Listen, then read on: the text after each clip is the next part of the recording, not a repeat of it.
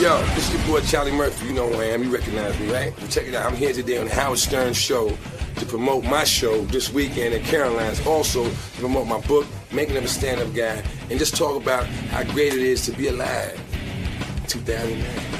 Because a lot of folks ain't in no more. Charlie Murphy has stepped out on his own now. He used to be known as Eddie Murphy's brother, but now I think he's working more than Eddie. Well, Eddie sticks to the movies. Charlie's out there doing stand-up. That's right. I always like seeing Charlie. Look at him. Yeah, Charlie doing looks rock good. And roll. What? There's a whole new image for you or something. I don't know what you're doing. You got a new hat or something, man. How you doing? Philly. Robin. Hey there. All right. You're looking very show Hey, busy. Charlie, how you doing, man? Charlie, All what's right. going on? This is a whole new look for you. Yeah. All right. What's man? he doing? What's up? Charlie got What? more jewels on than the I got Queen of different England. jewels. Last time I had diamonds on, remember? Yeah, what is that? I took them off. Put on the King Baby. And look at the chain on the wallet. My This God. is King Baby, man. I'm into King Baby. Why is your wallet chained? Because I lost it a few times. Let me ask you something. Is it dangerous being a hot comedian in the black community? Because I've talked to a couple of black comics. They say that a lot of clubs they go to, they get ripped off afterwards. Like there's robberies and stuff. Is that true? It depends on what type of club. If you're going into a C room, they got A room, B rooms, and C room. If you're going Right. to a C room, those are people that probably pay like $0 for admission. Right. And they got enough money to get a couple drinks. Right. And they don't behave like people that paid $40. It's different. Right. So you're not Different playing. class. Those people people. are looking to take some money out of the place. Because They didn't can be Cat, inspired if you show up looking like a ham sandwich, you know? Yeah. didn't Cat Williams tell us that he has to walk around with a wear bodyguard? bulletproof vests. Bulletproof vest. I said in comedy, a bulletproof Cat vest. Williams is 4'1". I mean, you know, and he has a lot of jewelry. Yeah, but I know. So yeah, that's why he has to have bodyguards. But that's crazy. I said, I mean, there's laws in America. You can't just go around robbing Yeah, Cat what, they're going Williams. to grab him What? off stage Come on, and man. take everything? Come on, it's crazy. There's laws in America. We have the #1 population of jail. So I don't know about the laws deterring Well, people that's from because robbing. we have laws. That's right. Right, but the people are in there because they don't agree. They disobey the laws and they go out and they rob you anyway. That's very We true, have yeah. fewer laws. There's less crimes to commit. It's more people going to jail. What's going on with you? Career is blossoming? Career's going lovely. You I'm know what looking saying? at I'm looking at this sheet of paper here. You got 50 things going on at once. I mean, you're Yeah, working. Your yeah. agent must be happy. Yeah, he is. Yeah, You got an agent? yeah I'm over Of at the APA course. now. Yeah? I was at Gersh, but I moved over to APA. Why do you switch agents? What happens? Because it's good to pump some new blood in and keep things, Keep business keep going. it popping. You know, you after a while you start becoming, feeling like what you're doing is becoming redundant. You're doing the same thing over and over. You want to step it up, do some different stuff. So what is And this so you new go to somebody agency? got different connections. I'm What at is APA this- now. Yeah, but what are they injecting into the career? What that they're the other guys- injecting is, look, I was with Gersh, and Gersh is Yeah. tied in with the Improv, Comedy Zone, Comedy Connection, and a few other different franchises around the country. I did all those clubs 5-10 times. Right. And it's like, yo, man, I'm tired. When you do a club, you have to work real hard because you over the weekend you have to work from Thursday to Sunday. Right. Right. And you may have to do anywhere between 6 to 8 shows to make a decent profit. So you can make that same amount of money in one night at a theater. Right. So who would want to do 8 shows when you could do 1 show and get the same amount of money? So has the new guys agent- who I was with, they were the guys who were good at getting you those 8 shows. And I needed to practice and everything, so I was cool with it. Right. But now it's like, you know, I don't want to work that hard. So I'm going with an agency that books bigger venues. They book more college work, more theaters, and you know, that's what I'm going to do. Smart move. Why do you want to work all weekend when you can just do one 8 show? shows or Now, one I show. work all weekend, but you'll make 4 times the amount of money. That's the difference. Yeah, no, that's nice. You know what I'm saying? I You get only it. do 4 shows. You do 1 show Thursday, 1 show Friday, 1 show Saturday, and 1 show Sunday. And you'll make 4 times the amount of money that you make working in a club the whole weekend. So how's the professional life is going well? I'm going to read some of these things you're up to, but your personal life going well? That's shit, man. My personal life Is is it? whack. You're not What getting laid? happened? I'm never home, so, you know, I don't get to see my kids very much, you know what I'm saying? So my personal life is destabilized right now. What does that Are mean? you having troubles with the marriage? Is the marriage in trouble? It ain't. It's not the best marriage. Oh, very. You know, but yeah. You know, it's a price you got to pay for everything. That's how I look at it. did you move out? No. But you're moving out. It's not good. Are you dating? No. What? No. You try to set me up to get you got in divorce court. I'm going to play. Are you dating? What, yes. did your wife... We have you right here saying you was dating. Are you... I would never admit that on national radio. Come on, man. Is there something to admit? My God. It might be, but I wouldn't do it. I'm not going to snitch on myself. Yeah, right. You know, these transcripts would be read. No, but transcript, that's right. Remember what happened with Eric Dickerson? Yeah. He went on Oprah and proposed and gave this chick a ring and all that. And at the end of the show, it said, and for more, just tune into Oprah's transcripts. And I was like, yep. And now when you and that girl break up, it's on Oprah's transcripts. And he had to pay. Has your success ruined you in the sense, I'm talking about personal life stuff. Has your success, now that you're really, I see you doing a lot of stuff, you're playing to bigger crowds. Right. Is that what does it? In other words, you're on the road. I think what does it more than anything is, when you become famous, and the people, your family, they didn't become famous, you did. So fame is going to change it's going to change how often they get to see you. Right. It's going to change your attitude about yourself, all of that. And it's going to change their attitude about you. Right. And it takes strong people to not fall victim to that. You know what I'm saying? With me, it was... You are not strong? Oh, I'm strong because I realize this, at the end of the day, a man's #1 responsibility is not to be in love, but to take care of his loved ones. It's different. Right. You know, so people will say, "Oh, hey, you're always on the road and you're out with your kids." Well, my kids got food in their stomach, they got a roof over their head. You're providing. Right. Is that all they need? Well, the other thing, yes, that is all they need versus me being on the couch, not producing anything, and them hearing their mother tell me I ain't nothing. Right. You know what I'm saying? There's these two extremes. In other words, you're more of a role model, working and making a living. That's and supporting everyone. Sons, and ignoring them. Your son is supposed to see his father get up in the morning and go to work. Right. And if they see you sitting on the couch being father of the year, but you're not working.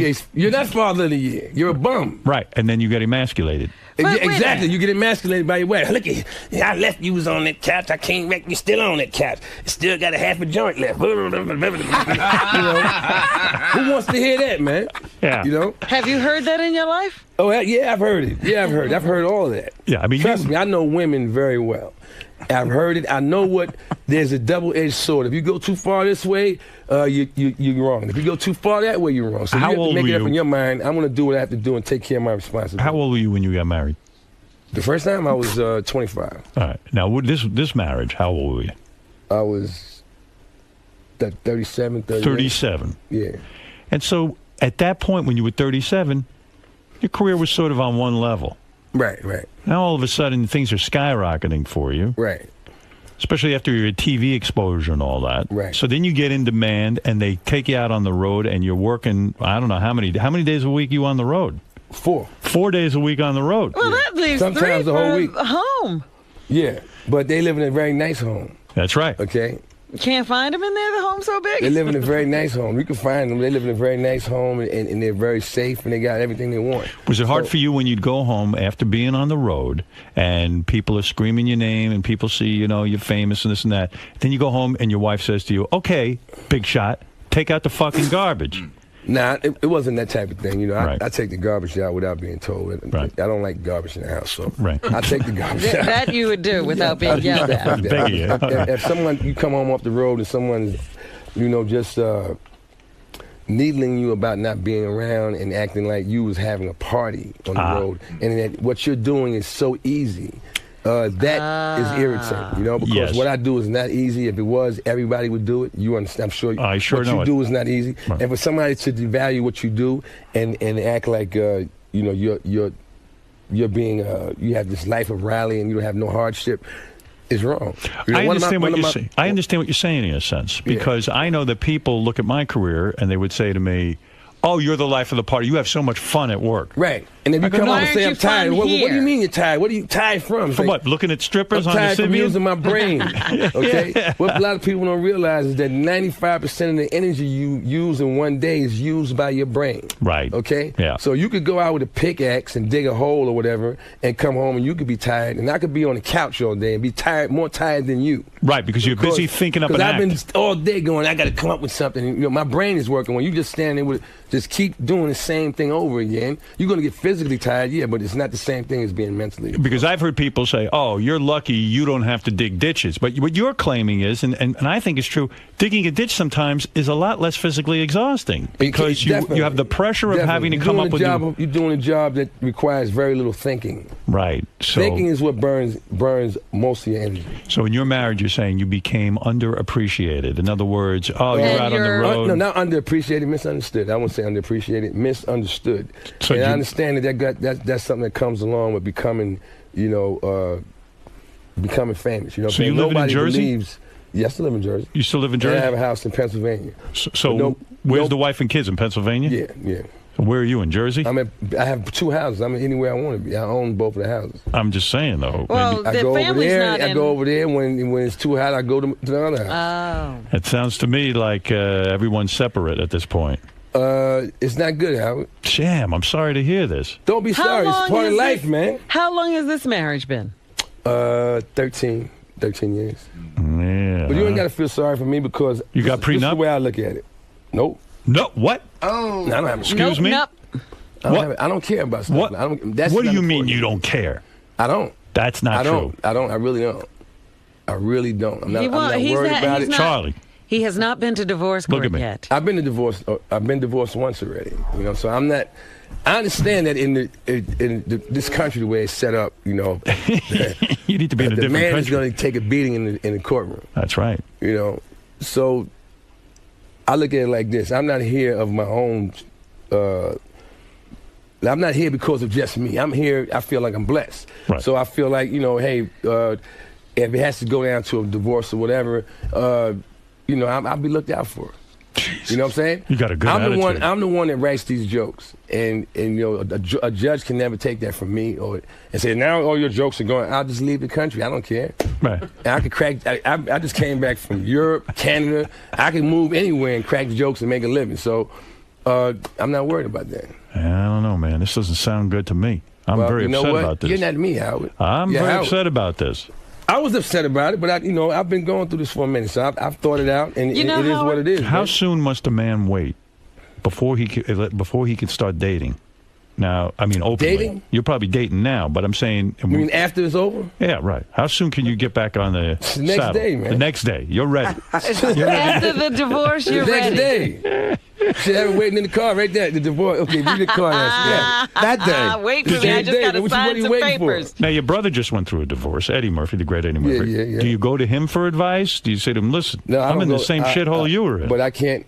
But his situation is a whole lot different from mine. So you're goddamn right. There's no really advice. We might bellyache to each other, but nobody's. Well, this you know is what you should do. We don't do that. Howard, I was just reading a story. John Cleese, the guy from Monty Python, he just divorced a wife, and he had to make he gave her $19 million. What? I didn't believe he had. Where did he get $19 million? $19 million he had to give his wife. They found it all right, right under a rock. And he said that now his wife is richer than he is. Well, that's usually the case, especially if you got kids. That is the case. Yeah. And his wife was in those sketches in Monty Python, wasn't she? Have you thought this through? Are you done having kids, or are you going to start a new family?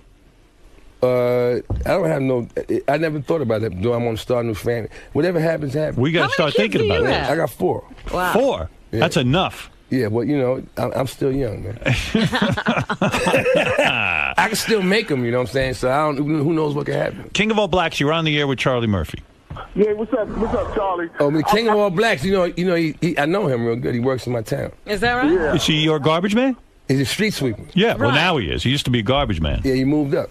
Well, I don't know what happened That's there. a cushy job, man. Yeah. The street sweeper, it's no odor on that or nothing. He goes by. And you see him, you don't see many street sweepers. I see him go past my house, man. He cleaned my house last week. He did my block, right? Yeah. Did my block last week. Does he bother you? In other words, he knows it's you. He was trying to get him. He loves celebrities. Nah, he's one of the dudes in Inglewood that we run into each other at the barbershop. Right. Everybody goes to the same barbershop, Right. And we all. You get your hair cut with Charlie Murphy? Yeah. He goes to Johnny Cake. Johnny Cake. Johnny Cake, man. It's the best barber in the world, man. No doubt. King, what did you want to ask Charlie? Yeah, I wanted to say, now, I didn't know anything about this till you just said that, but it was weird because that day I was sweeping, you were sitting on the front step, and you didn't look happy. Like sometimes I see you, you just look happy. Like you were sitting there and you didn't look happy, and I was wondering. Did I have a cell phone in my hand? Nah, you were just sitting there. You had to. Because a lot of times I go out to where you see me at to curse people out on a cell phone. I'm gonna let you know that, man. That's where it usually happens at. Are you mostly on the cell phone with your wife, or and? I don't curse out my wife. We don't have. You don't. Who are you cursing out on the cell phone? Business. You know, it's business. Business. You know, things that it's business. You have sometimes you have to drop a hammer on. Says somebody. here, Charlie. So I always go out to the front. Charlie is set to star in the upcoming comedy film Family Wedding with Forrest Whitaker, great actor, and Carlos Mencia. Carlos Mencia, Regina King. Can you get some decent money being in a movie? I didn't get no decent money for that. The money was horrible, but the opportunity was excellent, so I took it. You know, I look at it like this. You know, you ain't gonna get too many opportunities to be seen in the same frame with an Oscar winner. Forrest Whitaker. Forrest Whitaker. Yeah, he's terrific. If you got an Oscar and you offer me a chance to be in a frame of film with you, I'm taking it, because if I win in that frame, I just came off and sat down. I went and executed my craft with someone who was, you know, awarded at the top. At the Yeah. top. That's right. So you have to give It's me an my honor. props. Exactly. That's so right. I went and I did that. So who's the last? Very nice guy. Who's the last person you cursed out on the phone sitting on your step? Maybe King of All Blacks. Probably out there right now. My cousin. Your cousin. He's my manager. Your cousin's your manager? Yeah, he used to work at ICM.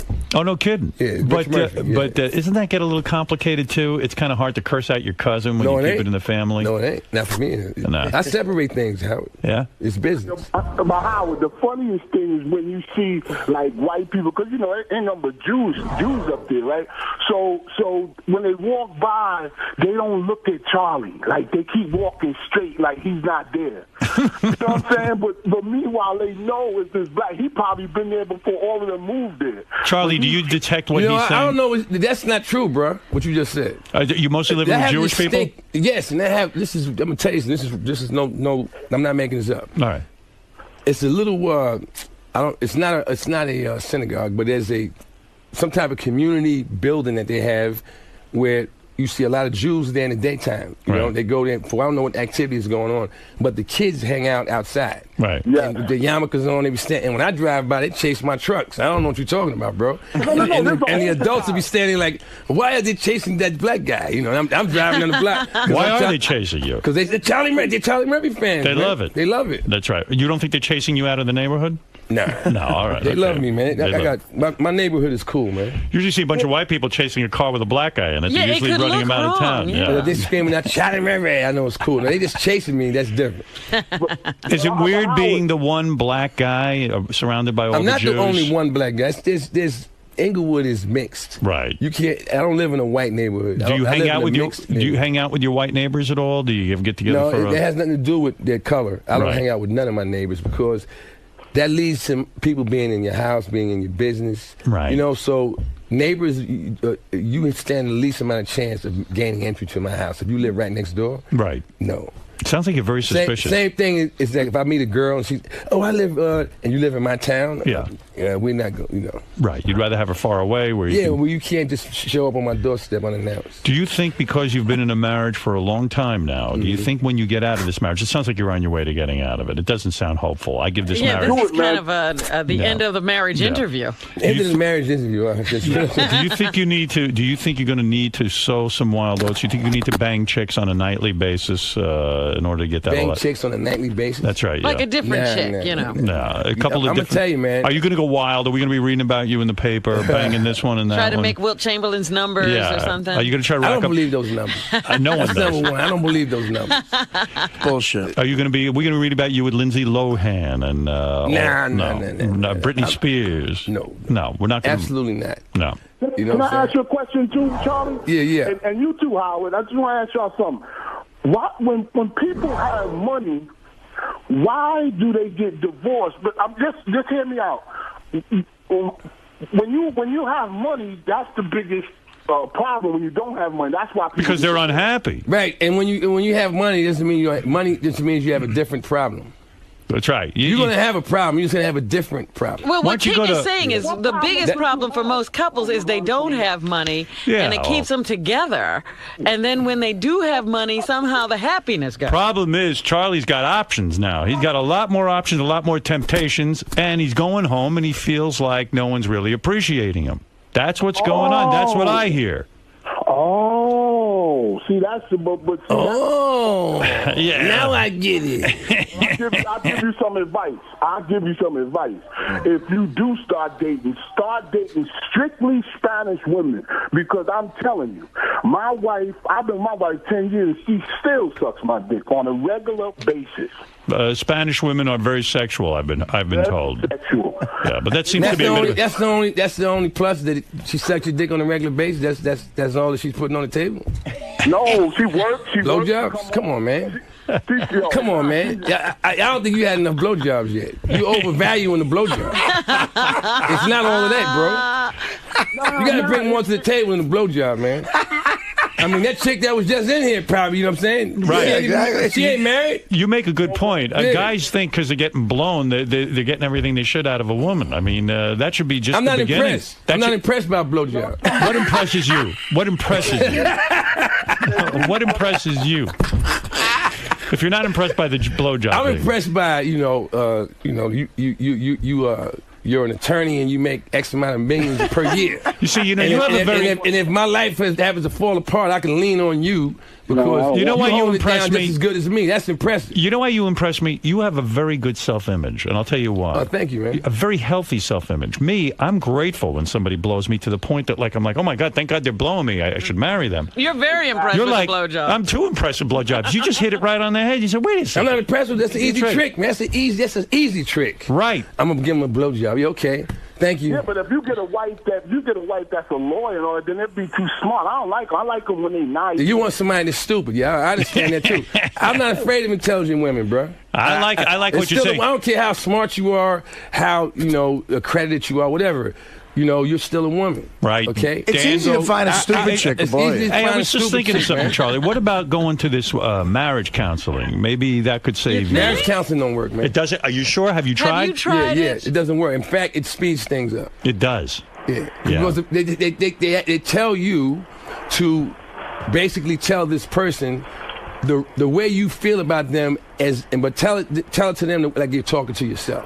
Right. You don't talk to anyone like you're talking to yourself. And once you do that, those words are out. Now that person is now dealing with the words, if they're processing it, and then they do the same thing to you, and then by the time the session is over, you both leave there wanting to kill each other. You are absolutely right. Like, you know what? I can't believe that bitch said that about me. I said the same exact thing. You both believe they want to kill each other. They force you to be too goddamn honest. Right. Sometimes you shouldn't even be so honest. No, because nobody is that honest. Right. The human animal, you know what I'm saying? We're multifaceted. We have multiple masks that we wear for different situations. And even with our loved ones, your wife could piss you off, but you're never going to tell her in the words that you would use when she's not there.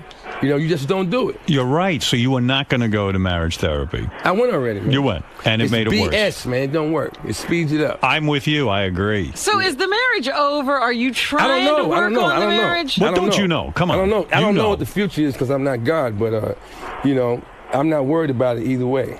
Because I know that I'm not doing anything out of my character, and I'm taking care of my responsibility. But you'd like it to go on. Of course I will. I have children, you know what I'm saying? But it's like I said, I'm not worried about it. I can't figure this one out. I can't read what you're saying. Don't teach him how to play basketball because you suck, man. Who does? He's talking about the Prince thing. He's talking about the Prince thing. Prince beat his ass in basketball. Prince beat you? Prince beat you in basketball? It was a team sport. It wasn't a one-on-one game. Let's point that out. There was a 4-on-4 basketball game. And y'all seen the comedy sketch that was a distortion of what took place. I got to tell you something. Did Prince school you? Prince is how tall, though? I mean, Prince is about the same height as Cat Williams. Right. He's about 4. But Prince used to play varsity basketball for his high school. Really? Yeah, and we all seen what Nate Robinson did, at the All-Star game last year. So you can't just look at a dude and go, because he's 5 foot even, he can't jump or play basketball. But isn't it humiliating in a way? I played basketball against Nils Lofgren. You know Nils from the East Street Band, Bruce Springsteen. Right. He got to be 4'5". He beat the shit out of me in basketball. It was very embarrassing. I'm 6'5". Man. I'm a man. This is one thing from martial arts. This is one thing I learned. Right. We used to go to karate tournaments, and you see a dude in the lobby, a big fat dude. And you go, he must be here with somebody else. And then you see him everybody's lines up with the gi on, and he's in the black belt division with the gut out to here. And you go, yo, what? That's the same guy that's seen it. And then this guy wins first place because you see his legs doing things that you never thought was possible with his body type. And that taught me, never judge a book by its cover. What a person looks like has nothing to do with what they're capable of. So you're saying that Prince, like Nate Robinson, was an athlete. Do you remember? You ever go to any of his concerts? Sure. Remember I couldn't see a thing. Remember he used to jump off them speakers that was like almost 20 feet with pumps on? Don't tell me you didn't see that. Now, if anybody in here, I challenge you, put some pumps on and just jump off this desk right here and see if you're going to break your ankle. I am a big... He was doing it every night. I'm a big Prince fan, but I got to tell you, I got pissed off at this guy. I went to a small show he was doing, and I'm standing there, and they say, Prince is coming out. He makes them turn off all the lights. I can't see a goddamn thing. And I said, I'm leaving. I'm not supporting this guy. He's an eccentric, definitely. Something wrong with this guy. Listen, Charlie, you're doing great. Hey, Howard, you're doing better, man. Charlie's up to $1 million. Somebody in here doing it. What was that thing? The Sybian? Sybian. I want to see it. What does it look like? It's right there. It's right there. Where? Oh, they put it. That's it right there. That's right it, man. It works like a charm. If you get that for your wife, she'll stay married to you. I'm telling you. Do you think it looks like a radiator or something, man? I know. It does. Wow, it looks like like some steam should come out. You sit on that thing, you'll have an instant orgasm. If I sit on that, get on there, Charlie. Get on the Sybian. I'll take you up to 50%. Believe me, you'll love it. That brings more than blowjobs to the table. Sounds like you and your wife aren't having sex anymore, though. I'll tell you that. That ain't my wife good. is sick, man. She has cancer. Yeah. Oh my God, that's terrible. Wait a minute. You can't leave a woman with cancer. I didn't leave her. I didn't tell you I didn't leave a woman with cancer. I told you things are not good. I didn't leave her. I'm doing my job. I'm doing what I have to do. I'm taking care of her, my kids, all that. How could you be having marital problems? You're dealing with cancer. Well, he was having the marital problems before the cancer. That's a terrible thing. When did she find out that this was going on? About 2 years ago. Yeah. Oh, wow. Sorry to hear that. That was the marital problems was before the cancer. If anything, what she's going through has brought us closer together. Well, yeah, because you know what I'm saying. That's something that you have to take all your whatever disagreements you have and push them to the side because they now become petty. What type of cancer is in the balance? Is she? It started in the cervix. Yes. And now it's other places. Wow. Is she gonna be okay? You think? We're praying. We're hopeful. We're very optimistic about it. Yeah. No. That's putting a lot of pressure on the marriage too. Yeah, that puts a lot of pressure on everything. And not just kids. the marriage. It's just in general life. How old are your kids? The two young ones, one is 3 and one is 10. Wow. So that puts that ups the ante and that makes the pressure tremendous. Suddenly, this ain't so funny. No, it was never funny. Well, Y'all was laughing? Well, it was just a marriage. It was funny.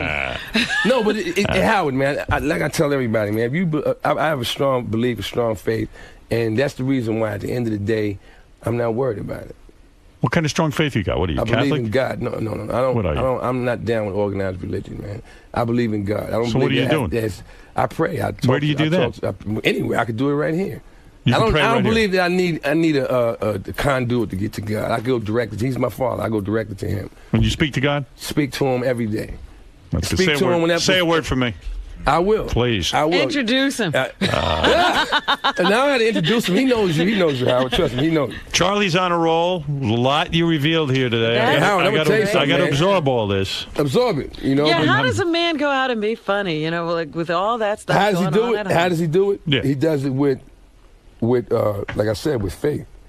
That's between the cancer and you and your wife have a marital problem. I had to do a show once where I was standing in the stage apron, and they were getting ready to introduce me, and my cell phone rang, and I picked the phone up, and my wife said, "Your son just chopped his finger off. I'm going to the hospital." Click. Ladies and gentlemen, Charlie Murphy! Oh, my goodness. Yeah. And I had to do the show. It wasn't I can't come out now because I'm emotionally crushed.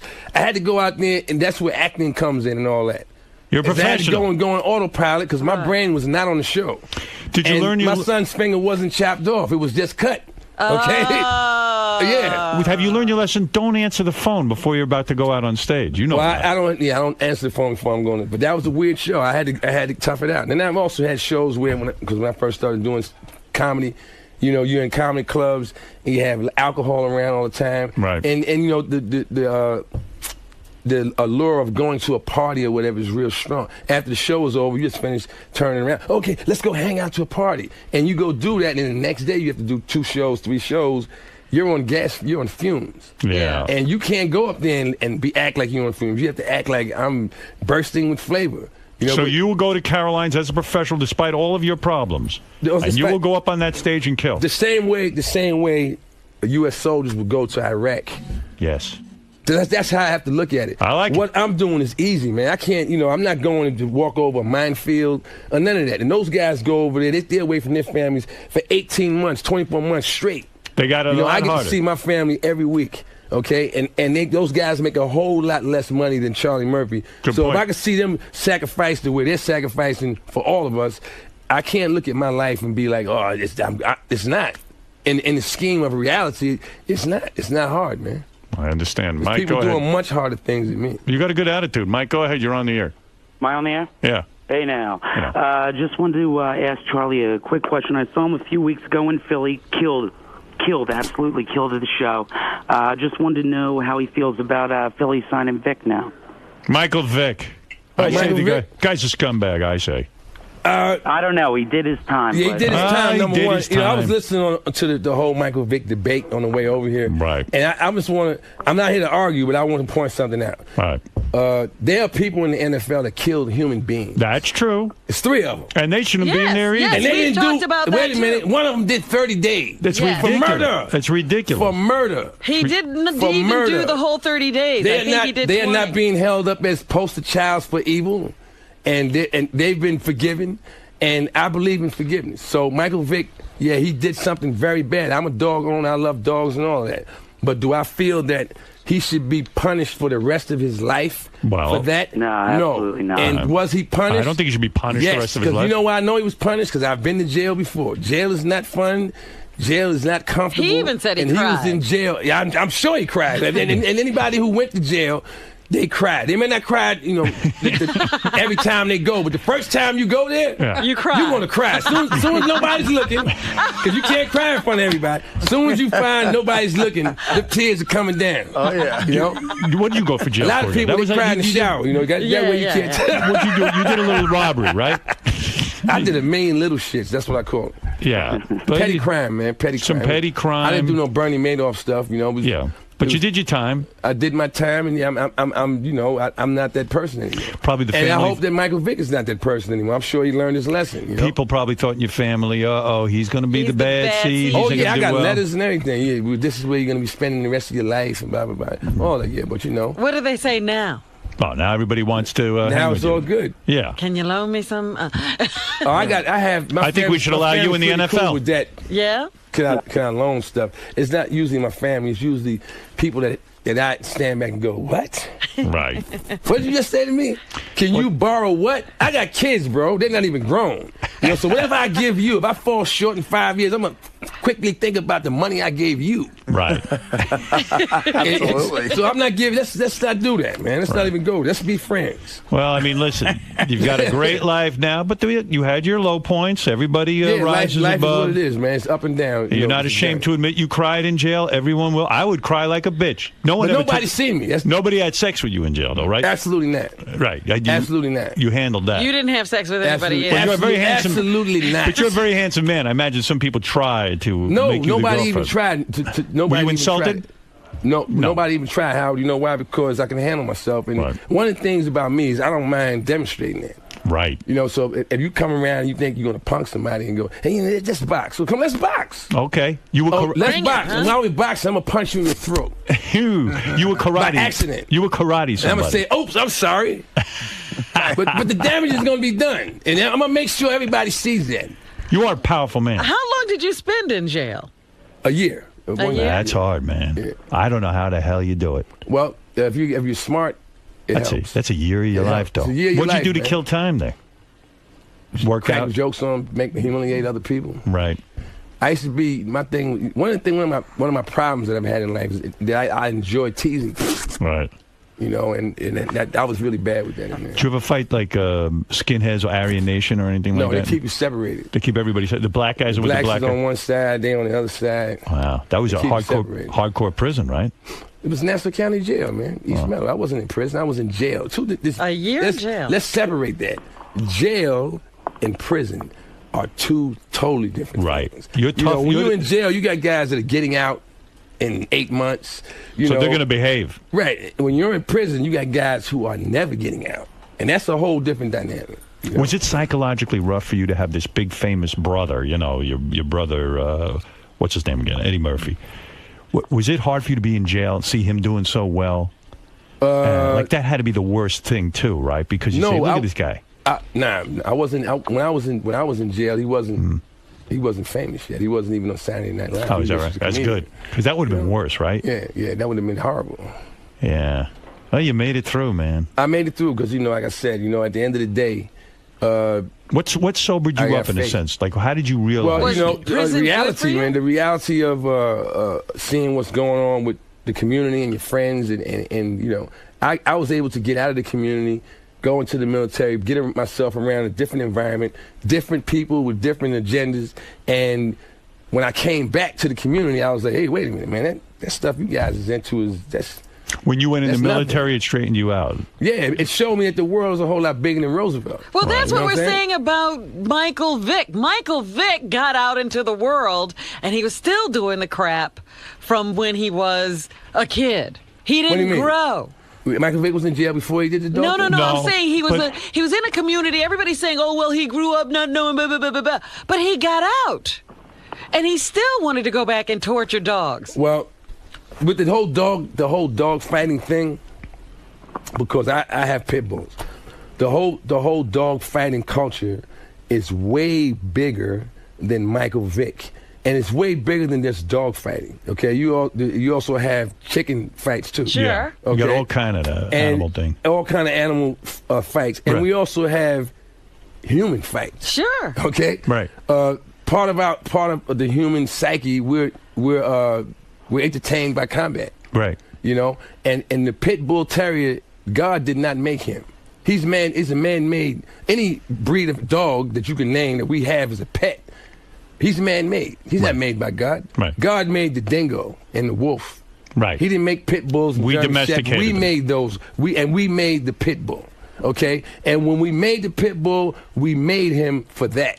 Now, as time has progressed, society has become, less tolerant of that, but that's $1 billion industry, man. Yeah. You know what I'm saying? So if you are really, really, really, and I'm gonna put this challenge out to anybody. If you're really, really, really what you say you are when you express your disdain for Michael Vick, I want to start seeing you being actively involved in stopping dog fighting. Don't just sit back and go, I want to see Michael Vick, thrown under the bus for the rest of his life. If you can feel that passionate about him, because you love dogs so much, get out there and stop dog fighting. Don't just sit back and point at Michael Vick. You're part of the problem if you ain't helping. If you really love dogs that much, you should be actively pursuing all the people that are involved in dog fighting. Listen. Not just Michael Listen to Vick. me. I'm listening. You need to get laid. You hear what I'm saying? Okay, You're pent up. I can tell. I'm pent up. I'm telling you. You need it. I'm just keeping it real, man. You are real. I love you. I'm just keeping it real. I do love you. And let me tell you something. What's up? We both grew up in the same neighborhood. Same neighborhood. And you're only 4 years younger than me. That's right. I had a birthday this summer. And it would have been an honor to be beaten up by you had we been in the same. Nah, man. I'm glad that didn't happen. Yeah, me too. Anyway, listen, Charlie Murphy tomorrow night. I'm glad too. I don't want to get punched in the He would throat. have beat you up, I think. I'm glad that didn't happen, man. I'm glad. Who knows? You might have helped me out. We met on friendly terms. You might have protected me. Because I'm not that dude no more. I don't look for confrontation. Fisticuffs. And when I first started comedy, I had a lot of that in me. I had to shed all of that because. No, you have a good attitude. Yeah, Were you fighting with the audience if somebody's? When I first started, I would fight with the audience. I told them, "Hey, look here, you want me to come over here?" I mean, if somebody heckled my favorite line used to be? Yeah. Comedy and tragedy are cousins. Yes. Now everybody came here to laugh, but tragedy is a show too. Don't you watch it on the news every night? We could go either way. Money. However they leave this room, they're not going to feel they were cheated. So if you want to keep talking, you will be part of the show when I bust your ass. They'll say I had a great time. Charlie Murphy beat the shit out this dude. It shows a show. Who cares how you get there? It was great. I can't wait to go to another one of the shows. I like that. I realize that you can't sustain that. You know, if you're going to be on the stage all the time, Right. Yeah. you have to find an intellectual way to diffuse that. And then when I learned to do that, I have a much higher appreciation of handling it that way. If your career goes so well that now all you're doing is getting offered movie roles, are you going to be like your brother and leave stand-up comedy? Or are you always going to have a place in your heart for stand-up comedy? Because at the end of the day, the movie roles can stop. Right. You know what I'm saying? Because you got to get picked, chosen. Right. To be in a movie. Stand up, you're in control. Stand up, I'm in control. Great seeing you again, my friend. Hey, great seeing you, man. And all the best, and we'll be back right after these words. That's what's up. Charlie, That's how it's done. how'd it go, man? Hey, it went great as usual, man. Me and Howard is old friends, man. Go way back, like, you know, like, I don't. All right, you're the best. Now Howard's a little concerned about you and your marriage. And He don't got to be concerned about that, man. I'm good. Charlie Murphy's good, baby. You ain't got to be. You got a lot of worry things about me. going on, man. That's right. I'm blessed. That's how I feel. That's how. And now you were talking a little bit about being locked up. Does that bring back bad memories? Is that hard to talk about? That was so long ago. Now it doesn't bring back memories. It's easy to talk about. You got I so haven't many been locked up recently. I mean, we talking about locked up. We going back almost 30 years. Ain't worried about that. You got so many good things going on. I had a whole Is that right? lifetime since then. It's people that were born and died since I was locked up. Okay, their lifespan is, you know what I'm saying? So I'm not even worried about it. Cool. So you had a good time today, man? I had a great time as usual, and I hope to be back up here again until Howard is the best. And that's what's up. All right, man. Howard Stern, y'all.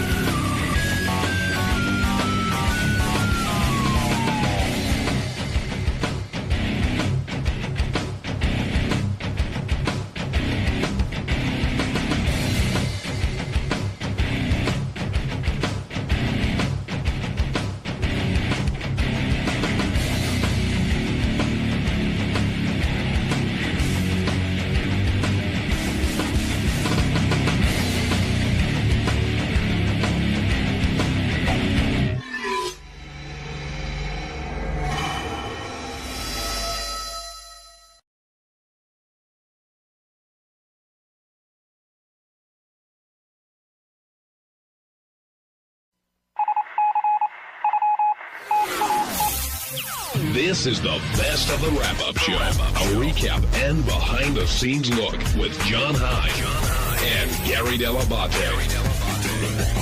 The best of the wrap-up show begins now. On Monday's wrap-up show, we talked about Ronnie had been on Bubba's show and had opened up about his girlfriend and doesn't like to say to her that he loves her, even though he does, and she likes to finger Ronnie's ass.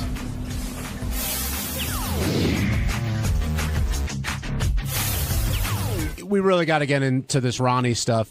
When you were listening to it, JD, was it? At what point did it go almost too far for you? Like you didn't want to hear anymore? Was that awkwardness there at all? Yeah, talking about his balls and being shaved. I mean, I had heard the ass stuff beforehand, so I was. Yeah, but hearing it again still funny. Yeah, of course. But yeah, him talking about being bald and shaving his balls. He's not bald. Well, whatever.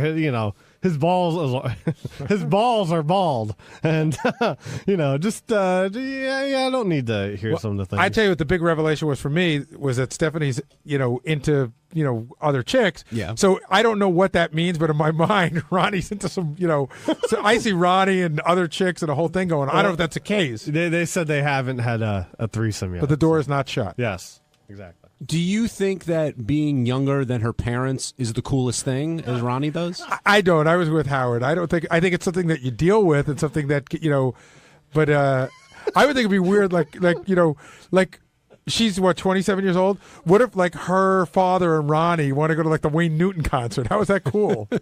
I don't know, but Ronnie seems very happy, yet he seemed almost surprised that this came up on the show today. And I would think that he had to see He this knew. coming. He must have known that after he spoke up Bubba. He must have known it was coming. Benji, did you find anything strange about it?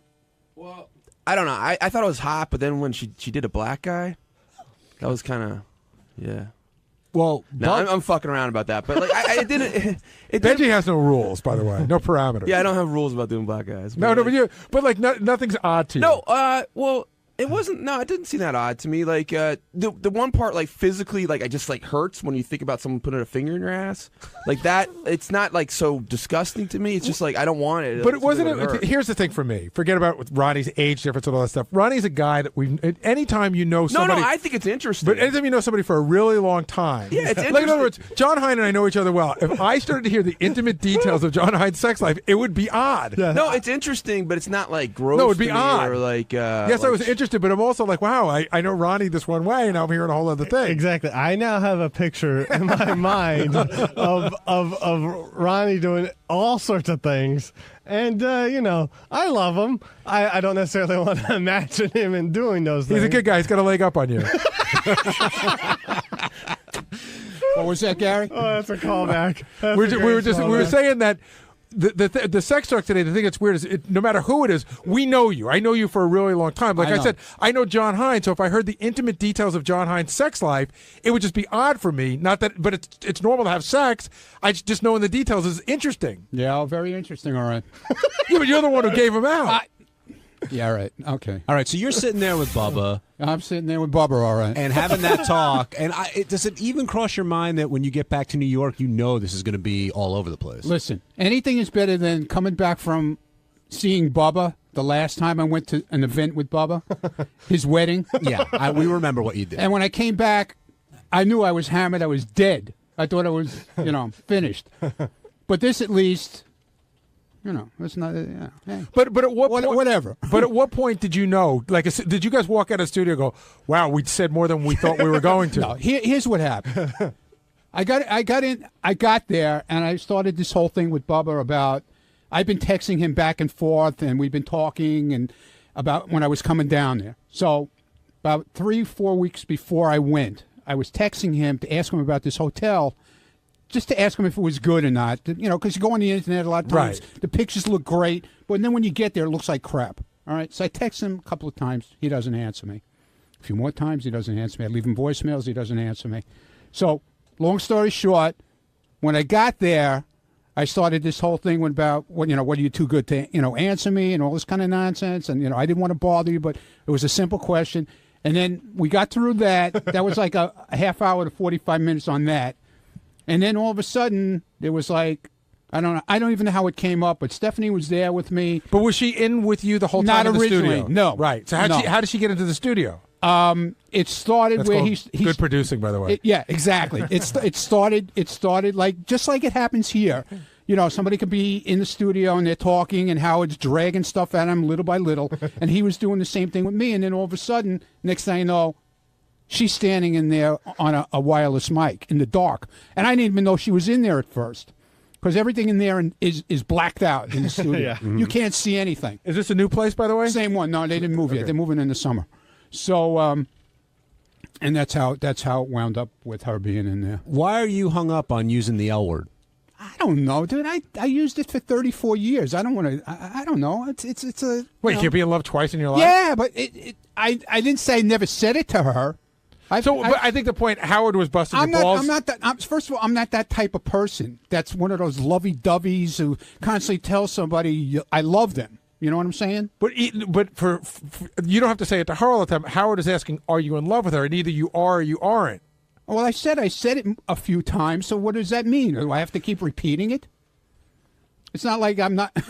But John, are you in love with your wife? Absolutely. Right, that's the answer. Yeah. Okay. So are you in love with Steph? I like her a lot. See, when you say that, Ronnie, it sounds to me like you're keeping your options open. No, I'm not keeping... No. I'm with her right now, okay? I'm not with her. I always question her.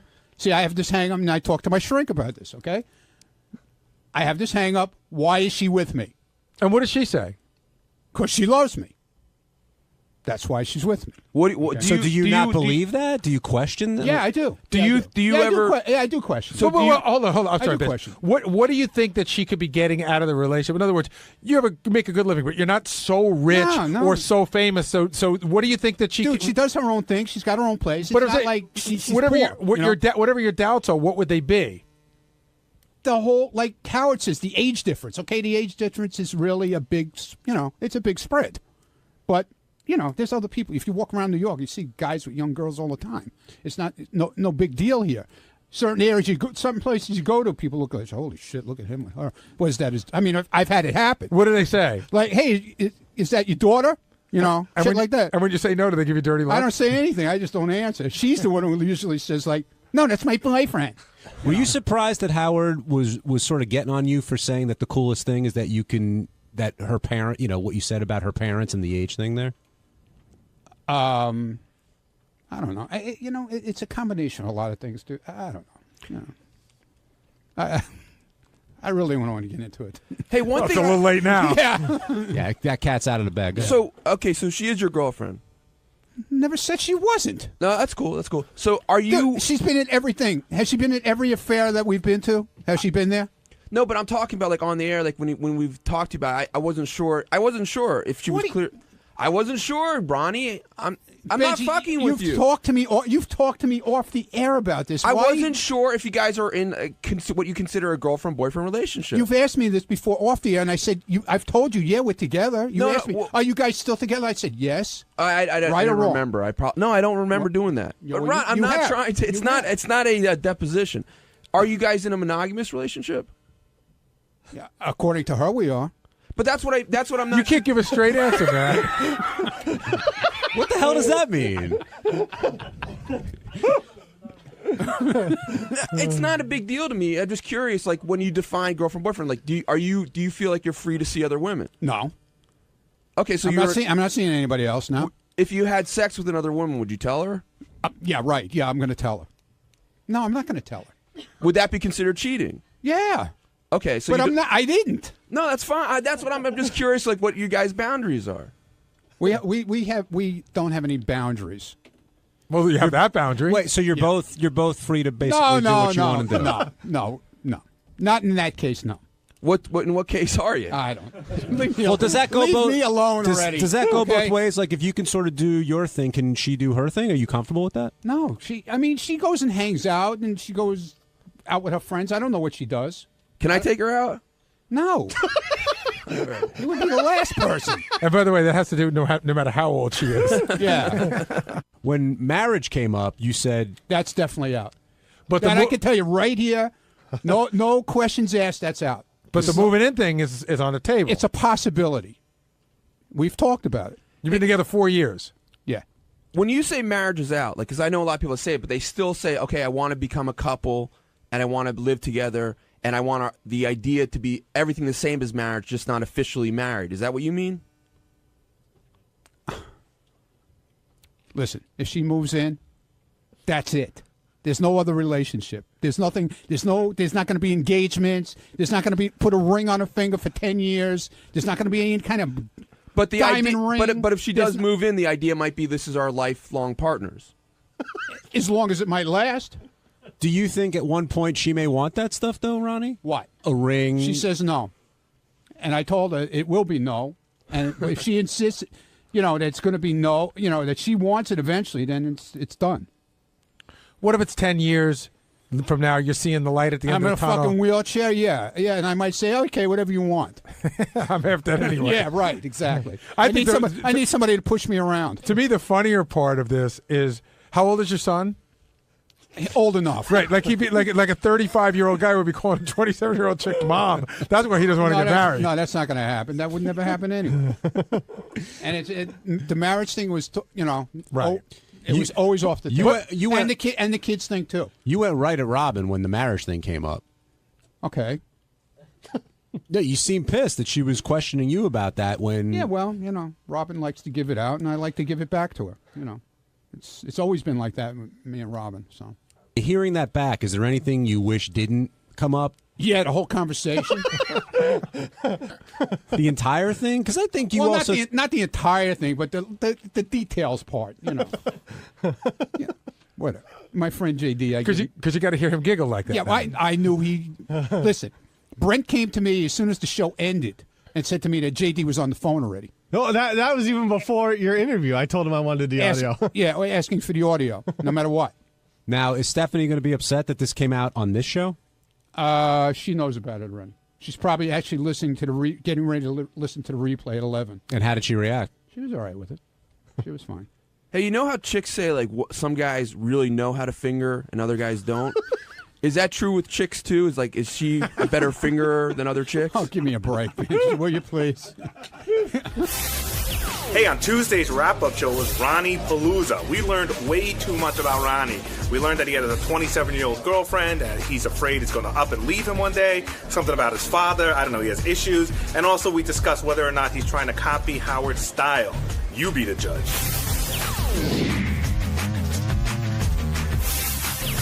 Welcome back to the wrap-up show. Ronnie's in here now, and Ronnie, I'm glad you're here because we're talking about Robin and her Peruvian adventures. When you came in today to talk about, I guess, the problems you talked about here yesterday, you almost seemed to bypass Howard and go right at Robin. Why was that? I don't know, because she goes at me right away all the time, so I went right for her. But it seemed like an unprovoked attack. Were you kind of? It wasn't an attack. I was just making a statement of how I felt what she does. Like she'll attack somebody like right off the bat and agree with everything Howard says, pretty much when he's attacking me. But when she's being attacked by him, all she does is sit there and laugh.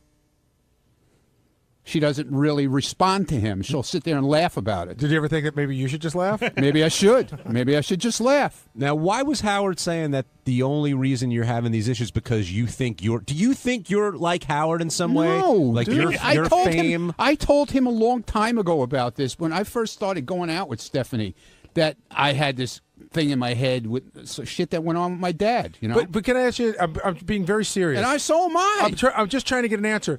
So you still haven't verbalized. It's something that went on with your dad. But what do you think that your dad's wife wanted from him? It wasn't his wife. Okay, what do you think your dad's girlfriend? He wound up when him and my mother split up. But what is it? He wound up with a young chick. Right. Okay. He left my mother for a young chick, which I didn't do. Right, but which everybody says I did do. Forget all that. Yeah, put 2 whole days in between that. What is it that you think? Stop it now. What is it that you think that she wanted from him? I have no idea. I don't know. I have no idea. But why do you think that she wanted something from him? Because I saw what she did to him. What's she doing? Yeah, that's what you're trying to get to the core. What happened? Here's what happened. And I'm going to lay the whole thing out. And Howard knows the whole story. See, that's why I don't understand why he thinks I'm late, because of him. Okay? He was with this woman for 15 years. And she went through all kinds of shit with him, heart attacks, took care of him. He had heart attacks? Yes. Okay. And everything was great, and everybody thought everything was great. All of a sudden, one day, she's gone. She ran away with some guy. And I see. See, that makes more sense now. Abandonment issues. No, you don't wonder why she was younger when he met. It was a younger deal, just like kind of me and Stephanie. Not quite the same. It was like 25 years, okay, and So you don't wonder why she's with you. You wonder if she'll ever leave you if you get too old, which is a big difference. Exactly. Well, exactly. But he doesn't seem to understand it, and I've explained this to him. I don't know if he was just. I don't know if he was just trying to rile me up this morning, but I've explained this to him. But you weren't putting into the right words because even now that you said that, I understand. He didn't let me. He didn't let me explain it this morning. So I want to make sure I understand this. So Ronnie, you're concerned that down the road, Stephanie may do what happened to exactly. Okay. There you go. Do you really worry about it, or is it just like I do? So you don't think it's a rational I worry? really worry about it. No. What I mean is like I fucking talk to a shrink every time I go there, but no, I don't worry about it. What are you, my shrink now? No. What I'm saying is I wasn't sure if it's like you realize if you think it's a rational fear or irrational. Like I'm scared of the dark sometimes. Like walking in a creepy place, but I'm like, that's silly. That's silly. I'm just being superstitious. But you think this I don't think it's silly. Okay. My thing. I don't think my thing is silly at all. And as the relationship goes on, Ronnie, I guess you said that the woman left your dad after 15 years. You've been with Stephanie for 4 years. So is this just going to get worse and worse as time goes on and make you more and more paranoid? I'm trying to work through it now with my therapist and trying to work through it. Do you talk to Stephanie about it? Yeah, she knows all about it. Yeah. She knows the whole thing. How old was the woman when she left your dad? Let's 28. see. No. I don't know. At the time, probably she was in her 40s by then. Right. So she probably early 40s. Got to that crossroads where she's like, I can do this for the rest of my life, or I can go start a second life. Exactly. And Howard's given you that rap before with your glasses that you sort of try and be my glasses like are Howard. nothing like his. What are you talking about? You remember when he spoke to you about that? Yeah. So why do you think he does that? You don't think he believes what he's saying when he's telling you that? John, do I look like Howard in any way? Do I try to look like Howard? Is my hair like Howard's? Is my mustache? He doesn't have a mustache. He doesn't have a beard when I had a beard. Well, you can try to emulate some things from him. He doesn't wear a suit. You can try to emulate some things from him without trying to be his twin. No, I don't wear. I don't wear. Listen, nobody looks. Ronnie looks the opposite of Howard. Yeah, like, I mean, exactly. he really does. If you want to look for somebody who looks like Howard, I mean, Ralph looks like Howard. And Ralph tries If to look somebody's like gonna- Howard. Or Howard tries to look like Ralph. I don't know which way that goes, but somebody's emulating somebody there. You look like the opposite of Howard. It's not as much the physical thing as the other stuff, like Like what? Well, Howard today My was glasses dating don't look chicks. like his. Well, you said you're not going to get you're not going to get married. You said stuff that Howard had said in the past. First of all, I don't want to get married again, and I made that very clear to. I'll defend Ronnie on this a little bit. I dare you to meet a divorced guy over 50 who says, "Ooh, I'm getting married again real soon." But listen. Even Robin, and again, I don't mean to beat up on Robin today, but even Robin copies Howard more than Ronnie. I mean, Howard gets Mac, Robin gets Mac. Howard, wants to do a photo shoot gallery. Robin wants to do a photo shoot. I don't have an iPhone. I didn't have a Droid. I don't change my phone. I had a $10 phone. I finally got a BlackBerry. I guess I relate. And if Stephanie didn't buy it for me, I wouldn't have it. I relate to what Ronnie was feeling about Stephanie. I think for completely different reasons. Meaning, I have a lot of what do you call it, self-doubt or whatever. I don't feel good about myself. So I have an attractive wife, or so people tell me, and sometimes I do. I don't live in fear of it, but sometimes I'm sitting there, it's almost like waiting for the other shoe to drop. When is she going to wake up and realize she married a fat, hairy, annoying guy, and wondering if she's going to leave? I don't think about it constantly. It doesn't stop my relationship, but sure, I absolutely have those moments. It hasn't stopped mine either, but it's in my mind. And I don't think she's there, like Ronnie was saying today. I don't think she's there to get anything. There's nothing to get. But Yeah, right. I'm just I'm not waiting a for her to millionaire. wake up one day and go, what the fuck am I doing here? Yeah, exactly. Same thing. On Wednesday's wrap-up show, I stopped by to talk about Gilbert Gottfried when he spit all over our studios, which wasn't pleasant. And then we'll get into Robin and her trip to Peru when she did the ayahuasca, I don't know what that's all about, but we'll see. And also, let's find out what Greg Carmel's role was in Howard TV's role in the Gilbert Gottfried spitting incident.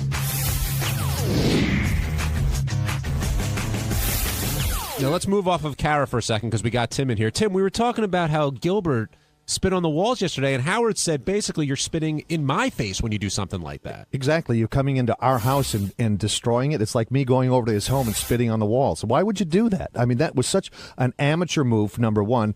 And number two, there's health reasons. Number three, it's just disgusting. It's absolutely disgusting. And I found out about it. I guess I walked in after he finished. He was walking out, and then they played me the tape, and it just lit me up. And then we had facilities come in and then wash the walls down and wash the carpet, wash where the cupcakes sit and all that kind of thing. It's just disgusting. I mean, it was just an amateur move. Now, last time he was here, you guys were saying he did it kind of as a bit, but this time it was different. I'm confused. Well, he did it. From what I understand, he did it into the cupcakes, which was whatever he was going for. But then this time he came in, which was on a Tuesday, and he just starts spitting on the walls. And if I would have saw it, I probably would have taken him by the shirt and backed him against the wall and handed him a rag and a box of cleanser and clean it. Now Tim was pissed. I'll tell you, he would have done that. I'm telling you that you don't. There's a certain line here, and this is, we have a compound. We, put a lot of effort into it. People are working there. It's a professional environment, and they come in and somebody does that to us. Are you kidding me? Do they do that at the Tonight Show at late night? Howard hit that right in the head. Gilbert's not hawking loogies at the Tonight Show. He's not hawking loogies at the Letterman Show. He's not hawking loogies at The View. Why here? Well, wait. This is I didn't see it, but I'm guessing. Did they start asking him, "Hey, are you going to spit again?" I don't believe so. I mean, I don't know what happened. I don't believe so. And listen, I don't think it's particularly funny. I don't think it was particularly funny the first time. But my guess is he just thought of. Listen, why doesn't he think it's funny at The View? I don't. Was he shit on the floor? No, seriously. Are you saying he's actually that would be kind of funny? Well, are if you did that saying at he The was View. encouraged by the Howard TV guys? He to do doesn't something know like I that? don't know. I'm making a guess. Making a guess. Maybe one of the Howard TV guys can say, like, hey, are you going to spit again? What they brought up the cupcake thing. But this day and age, people are so health conscious, and somebody doing that just from a health standpoint, and also it's uncouth. How would Gilbert defend himself, Tim? I have no idea. I highly doubt that he'll be allowed back in this building. Oh, really? I'm serious. I mean, would you go to somebody's house and spit on their walls or spit on the floor inside their home? Are you kidding me? No, of course not. Yeah, exactly. Now, Tim, it's a total disrespect for all of us here. Tim, since you're here, another thing we hit early in the rundown was Robin insisting that she didn't do drugs in Peru. It was medicinal. What are your thoughts on that? I think that is just, it blows my mind. I don't know why. I can see going to Peru, but I can't see doing what she did. I don't understand. So she has her reasons, but I just don't understand. The thing is, they sort of talk today about whether Robin's being upfront. The thing that I don't understand is I guess I can understand why she did it. She was trying to go through this process, a spiritual process or whatever. But for somebody who, for the last 3 or 4 years, has been so adamant and so health about conscious about the purity of what you put in your body, to do that, it doesn't make sense that if you're so health conscious, why you would take something that's so maybe not that healthy. Well, I can't defend her. I mean, she's got to speak for herself. But the thing that I thought she was trying to say was, it's not drugs. It's medicinal. She was making an excuse for it not being that, and everything else is sort of not the point. Where she was, and that's not the point. It was more the spirituality. But that's like medicinal marijuana, right? It's pot if you take it, and it's medicinal if you take it because you need the medicine. Well, now joining us is Robin Quivers supporter Greg Carmel, cameraman. Mr. Robin Quivers. Cameraman for Howard TV. Was Gilbert encouraged to do that stuff, or did he just do it? No, he actually asked about the cupcakes as he came out. And when he got over to the ledge, I said to him, this is where you would normally spit in the cupcakes. So then he just started spitting all over that ledge. But I wasn't like, hey, Gilbert, do something funny. I just said... He had mentioned the cupcakes previously, so I brought it up again. So it does make it a little different. I wouldn't say that's encouraging him, but it was reminding him. But that doesn't mean, again, for me, that doesn't mean it's all right to do it. But Benji was suggesting that maybe you guys were like, oh, do you want to spit again? I figured something happened like what Greg said. I don't blame them at all because they're covering something that had happened before. And it's part of the story. Gilbert's point of view is like, hey, I'll just do it again. It'll be funny, which, again, I don't think it's that funny, but I don't think... It's as funny as his shitty tsunami jokes. Did anybody try and stop him, or were people just laughing as he was doing it? No, I mean, I have to admit, I get that's really disrespectful, but when a guy just starts hocking loogies, I mean, it's just so outrageous, you can't help but laugh. I mean, because the last time, he gets this sick, maniacal laugh while he does it. The guy's nuts. Did you notice that there was, I said this on the air this morning, everyone was about to barf. Did you notice that there was color in the loogies? Yeah, the one on the ledge was yellow. Yeah. And then the one, I didn't see the one on the wall or on the carpet. The carpet one blended in, but the one was distinctly yellow on the... It was nasty. Yeah. It was. All right, thank you, Greg Carmel. Thank you. On Thursday's wrap-up show, we started with the conversation about Gary coming in late. He was a minute late or so, and Howard noticed it.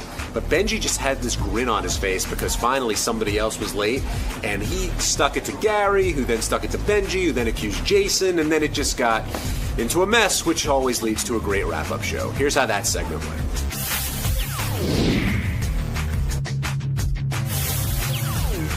Busy day. Gary, you came in a little late, which was noticed and then glossed over. I'm sure you were happy about that.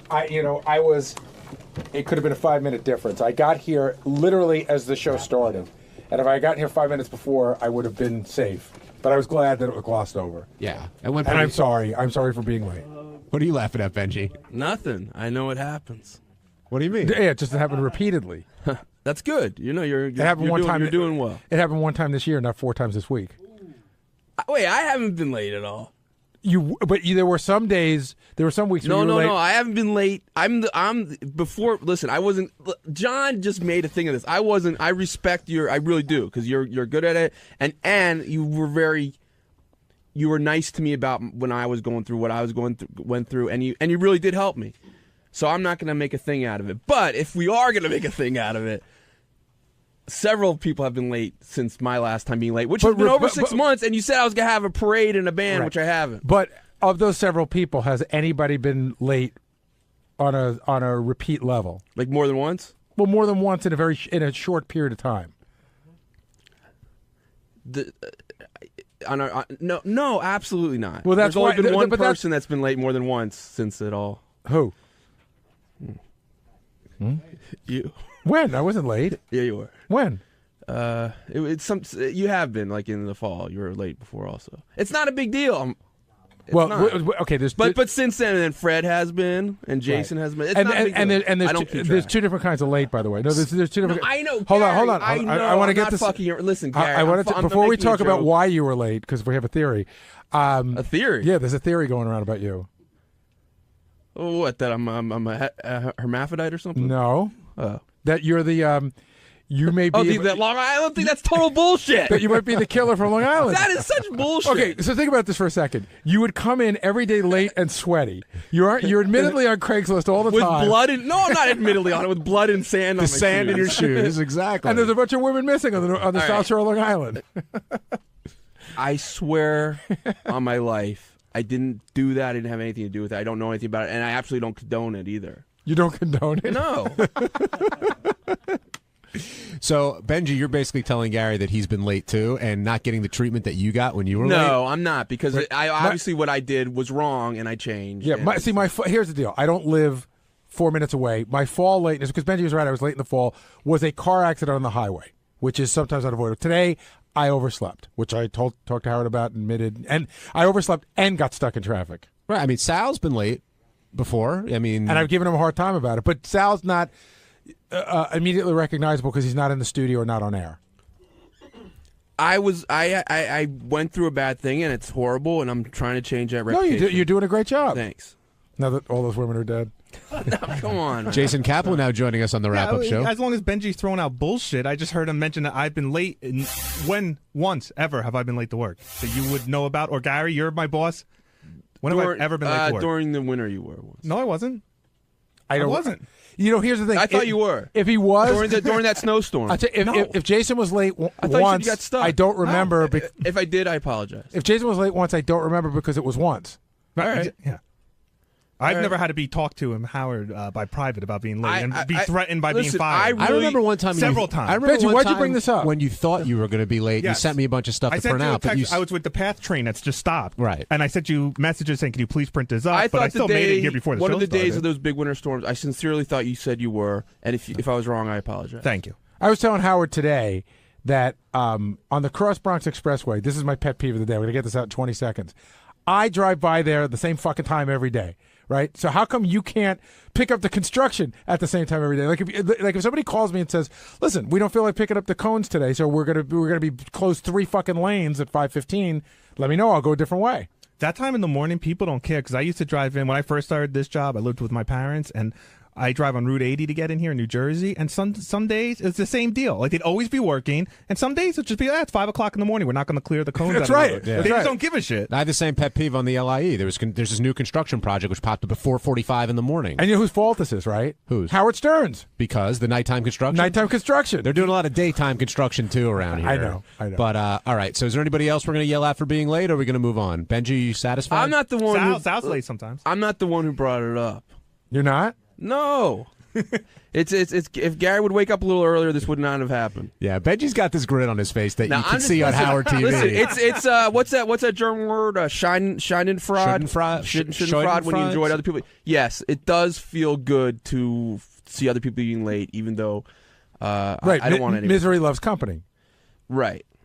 That's not exactly what Schadenfreude But be is. honest, Benji, did it bother you when the show starts and Gary comes in because he's not called out? It Like- really didn't. That was no. I walked in exactly the second the show started, and I heard Howard talking about me, and I was caught in that weird dance. Like I started to go to the studio, and I was just about to walk in to deal with it, and then he went to a different topic, and I go, "Well, why would I go in?" The only thing, definitely made listen, the right move It laying absolutely low. didn't bother. The only thing that bothered me is I got, which I wish I'd never earned it. I earned a reputation of being late, and I did earn that. Right. But then sometimes it got worse than I thought my reputation was.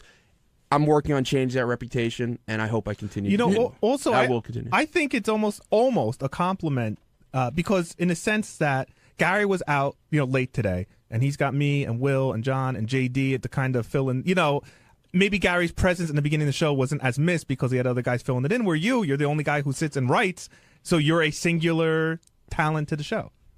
Well, I wish I could say that, but sometimes there were days where Scott DePace would go, Gary, I don't know if you're aware it's 6:40 and Benji's not here, and I go, really? Oh, that's I swear to God, Nah, that would happen. No, that would happen a lot. That's not like true. it is true. I'll just say that's not true. But it is. It would, like, but I'll say it's not. We wouldn't notice, especially at the old place. Not so much here because Right. here your presence is. We're a little bit tighter. But at the old place, they would go, Benji's not here. I was like, holy shit. Yeah. Never mind. All right, so can we move on, or should we continue to? That was fun, but we can move on. All right.